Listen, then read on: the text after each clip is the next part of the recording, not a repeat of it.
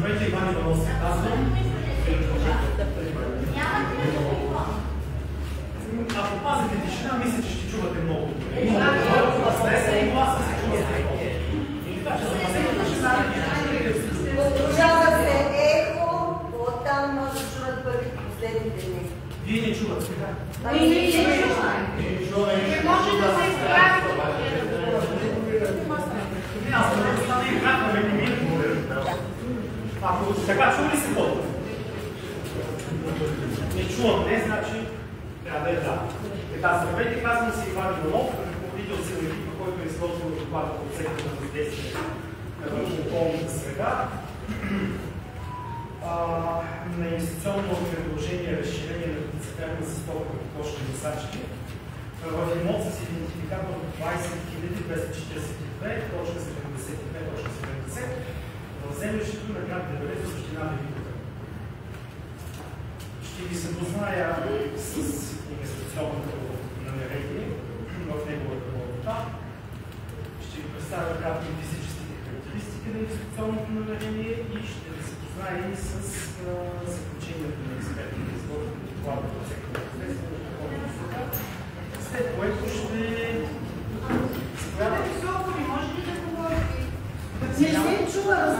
не мога по-високо, госпожо. Аз сигурно по-високо не мога.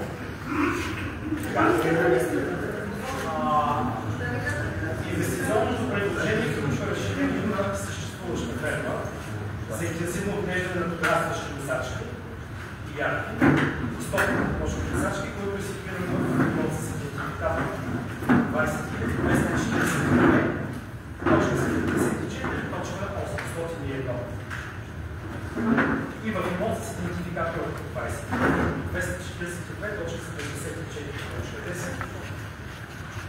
което инвестиционно намерение включва реализация на 5 нови палета в имот с идентификатор 20.242.72.70 в следващото на град Дебелец.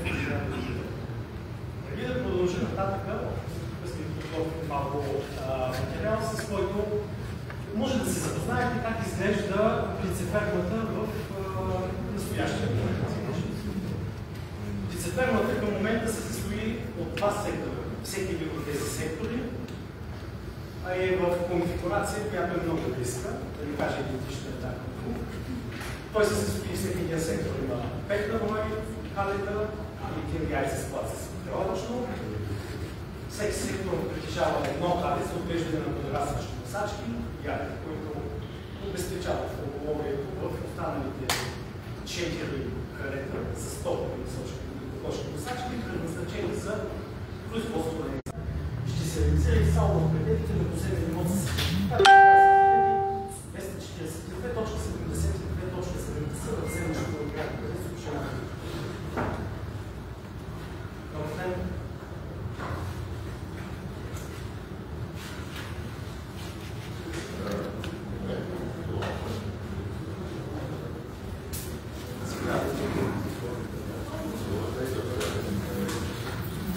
За концесия имот с идентификатор 20.242.70 в землището на град Дебелец.